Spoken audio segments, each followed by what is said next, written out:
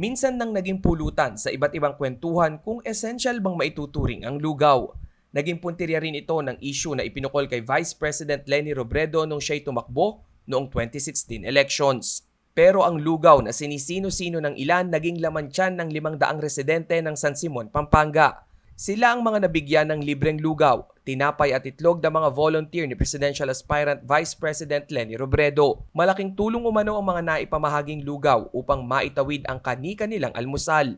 Malaking tulong po sa amin ito. Ay, maraming salamat lang po. Yun lang po masasabi ko. Pasalamat po sa mga nakatulong sa amin po. Ang naturang proyekto ay bahagi ng Pink Advocacy kung saan hangad nilang magpakain ng lugaw sa mga mahihirap na lugar sa buong bansa. Itong Lugaw Leni feeding project, yung gagawin namin ay nag-identify kami ng 5 lugar dito sa San Simon na sa tingin namin ay medyo vulnerable.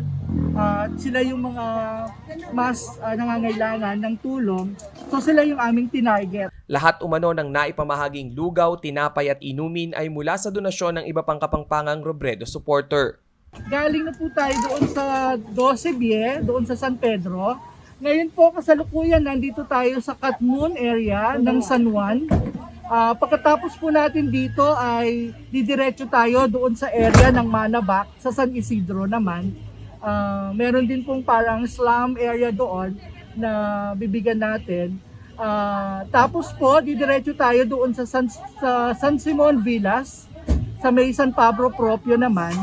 At ang huli po nating ruta ay sa Little Tondo, sa Santa Monica. Ang Team Leni Kiko Pampanga supporters ay muling makikibahagi sa isasagawang Pink Wednesday sa November 3. Dito'y mas maraming kapangpangan ang mababahagian ng lugaw at iba pang pagkain. Rainiel Pawid, CLTV News.